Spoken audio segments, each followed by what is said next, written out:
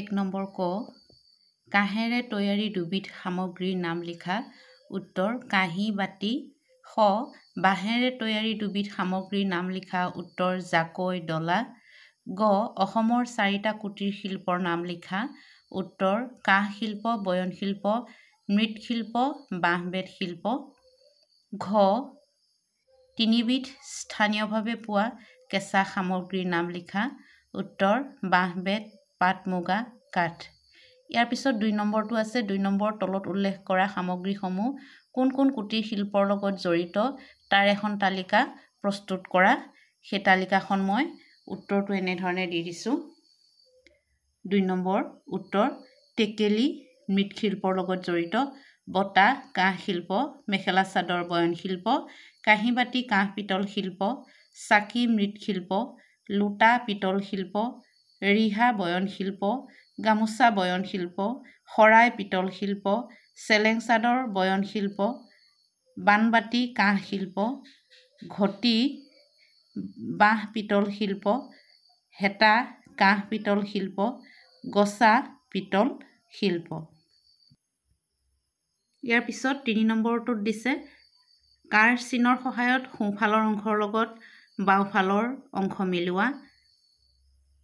ইয়াতে সৰ্থেবাৰী আছে কাঁহৰ শিল্প ঢকুৱাখনা বয়ন শিল্প কাছাৰ বেতৰ শিল্প আশাৰীকান্দি মৃৎশিল্প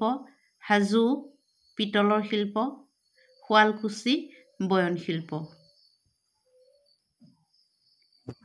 ইয়াৰ পিছত 103 পৃষ্ঠাত অসমৰ মানচিত্ৰখন দিছে সেই অসমৰ মানচিত্ৰখনত অসমৰ বিভিন্ন কুটিৰ শিল্পৰ কিছু সাংকেতিক চিহ্নৰ লগতে ছবি দিয়া আছে তাৰ পিছত আমি পিছৰ পাঠটোত সেই তাৰ এটা তালিকা প্ৰস্তুত কৰি দিব লাগে এতিয়া মানচিত্ৰৰ সহায়ত তলৰ তালিকাখন পূৰ কৰা দিছে ইয়াতে মই 3টা দি দিছো কুটিৰ শিল্পৰ নাম পিতল শিল্প কোন ঠাই বা জিলাত অৱস্থিত আছে হাজো উৎপাদিত সামগ্ৰীৰ নাম শৰাই ব্যৱহাৰ কৰা কেঁচা সামগ্ৰীৰ নাম পিতল দ্বিতীয়তে দিছো কাঁহ শিল্প কোন ঠাই বা জিলাত অৱস্থিত বা আছে সৰ্থেবাৰী উৎপাদিত সামগ্ৰীৰ নাম বটা কাঁহী ব্যৱহাৰ কৰা কেঁচা সামগ্ৰীৰ নাম কাঁহ তাৰ তৃতীয়তে দিছো মই মৃৎশিল্প কুটিৰ শিল্পৰ নাম মৃৎশিল্প কোন ঠাই বা জিলাত অৱস্থিত বা আছে আশাৰীকান্দি উৎপাদিত সামগ্ৰীৰ নাম মূৰ্তি ব্যৱহাৰ কৰা কেঁচা সামগ্ৰীৰ নাম মাটি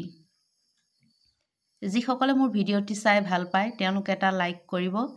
লগতে সাবস্ক্ৰাইব কৰিবলৈ নাপাহৰে প্লিজ মোৰ চেনেলটি সাবস্ক্ৰাইব কৰে যেন